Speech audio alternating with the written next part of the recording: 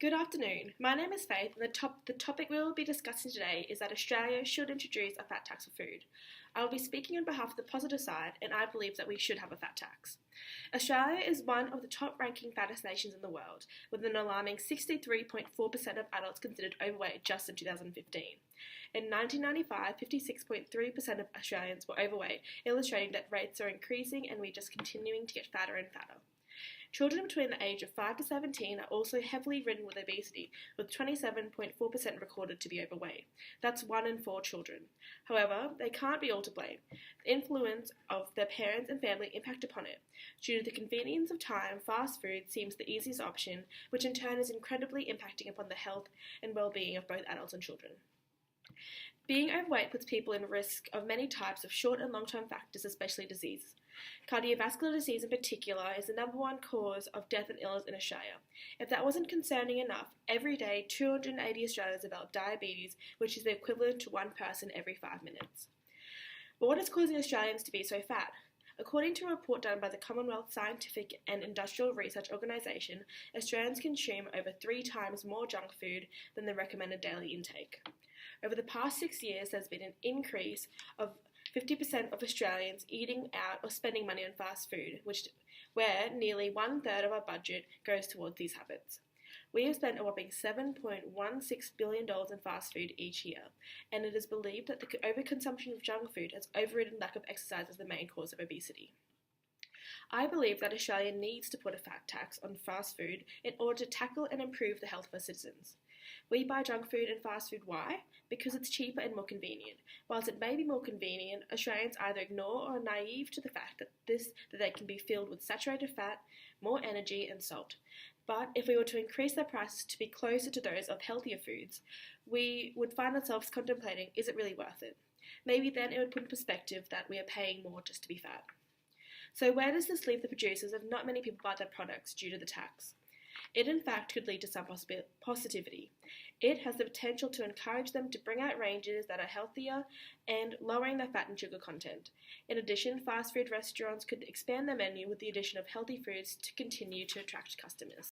Hello everybody, my name is Sydelfaithdebate, and being part of the negative side, I disagree with today's topic. As Australians, we shouldn't introduce a fat tax on fast food restaurants because a simple tax will not solve Australians' obesity problem. Also, we shouldn't blame fast food restaurants, for there are many other factors that contribute to Australia's obesity, not having enough exercise and not eating enough fruit and vegetables. This is proven by the ABS that nearly 1/3 of 18 to 64-year-olds did not complete enough exercise to be called sufficient, which is less than 150 minutes of physical activities, and only 14.8% didn't exercise at all. Solutions that can help solve this problem is encourage and educate people to exercise more, like walking, biking, standing, or just simply going to the park.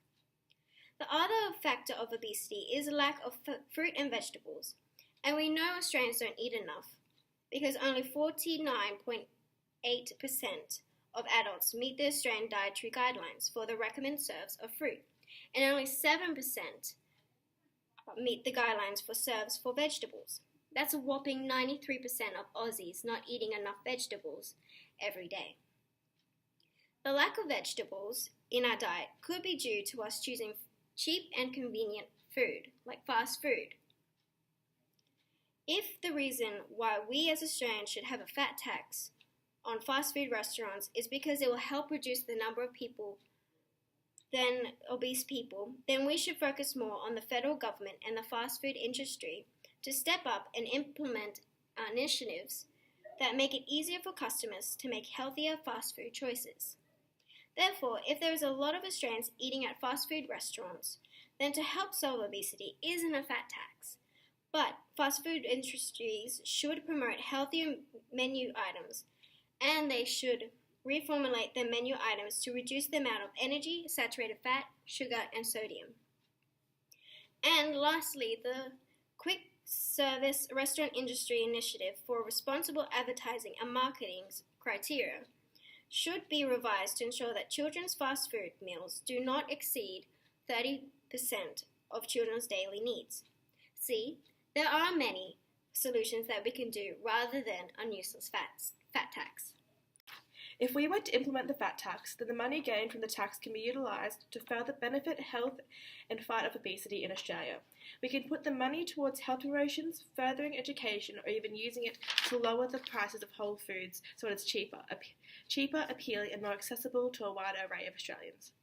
We can relate this to Australia's tax on tobacco, where tax on tobacco has allowed the introduction of other methods such as plain packaging and education campaigns to come into play, which has then assisted and helped combat the control and decline of cigarette use. The success of this illustrates that it is possible and it has the potential to work if utilised correctly with junk and fast food, and that a difference can be made.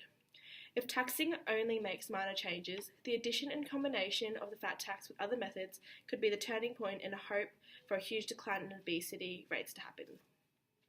Junk food was once meant to be a treat that we eat sparingly in our lives, and now it's consumed more so as a daily meal. The Australian Health Survey has shown that less than 7% of Australians in 2011-12's diet were up to standard with the Australian Dietary Guidelines. Smoking, just like junk food, as we know, is bad for the body, especially when it is misused and abused. The difference between the two is that smoking has had rates declining since the mid-1970s and to continue to decline to this day. Taxing tobacco has shown a significant drop in sales from September 1959, with $5.135 billion to $3.260 billion in December of 2015. In 1995, it was recorded that 23.8% of adults smoked on the daily, and by 2014 to 15, further dropped down again to 14.5%. Not only did it positively affect adults, but teenage smoking also, with rates as low as 6.7%, where it was as high as 23.5% 20 years ago. Julia Gillard has already attempted to introduce a fat tax aimed at fast food retailers in May 2013. Where she conducted a study that lasted 3 years, which cost $463,000 of Australian tax money, which we can use the knowledge she gained from the study as a base point in initiating the program. I know fat tax isn't perfect right now, but if we put enough research and study, it can work. As Faith stated, she thinks we need to introduce a fat tax on fast food restaurants, for it will decrease obesity in Australia. Because taxing works and a successful solution in decreasing consumption, which was seen when Australia taxed tobacco. However, I would like to point out that fast food is not nicotine, and in moderation it is not detrimental to one's health, and those who choose to indulge should be able to without the fat police on their back. Also, Faith stated that the money generated from the fat tax will be used to help fight obesity. But why do we need a fat tax? Why can't fast food industries use their own money? Because globally, fast food generates revenue over $570 billion. Yeah, $570 billion. It is easy to demonize multinational fast food retailers. However, the fat content of food served at many cafes and restaurants rivals that of a burger chain. So, who is to say that the fat tax will be extended to other foods that contain fats and sugars? Example, like junk food. If the whole reason for fat tax is to reduce obesity. We all know that fat tax fails because Denmark is a perfect example.